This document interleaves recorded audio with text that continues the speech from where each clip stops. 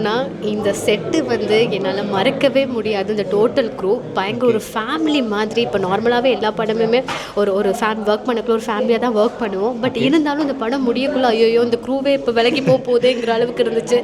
பயங்கர கம்ஃபர்ட்டாக இருந்துச்சு. ரொம்ப ஃப்ரெண்ட்லி, என்ன சொல்கிறது, ரொம்ப அழகாக ட்ரீட் பண்ணாங்க.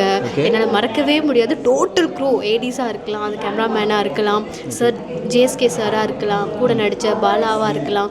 இப்போ நீங்களே பார்த்துருப்பீங்க, இதில் சீன்ஸ் எல்லாமே இருந்துச்சு. ஃபஸ்ட்டு எனக்கு இந்த கதை சொல்லக்குள்ளே நான் கொஞ்சம் உண்மையாகவே பயந்தேன். ஏன்னா நம்ம இந்த மாதிரி சீனெல்லாம் நம்ம பண்ணதில்லை, இந்த மாதிரி இன்டிமேட் அப்படி இப்படிங்கிறாங்களே, கொஞ்சம் விதவுட் கண்டென்ட்டுங்கிறாங்க. ஃபஸ்ட்டு எந்த படம் நம்மளுக்கு ரிலீஸ் ஆக போது நம்மளுக்கு சொல்லவே முடியாது. ஒருவேளை இது ரிலீஸ் ஆச்சுன்னா ஆடியன்ஸோட அவங்களோட புரிதல் எப்படி இருக்கும் அப்படிங்கிறது எல்லாமே எனக்கு ஒரு குழப்பம் இருந்துச்சு.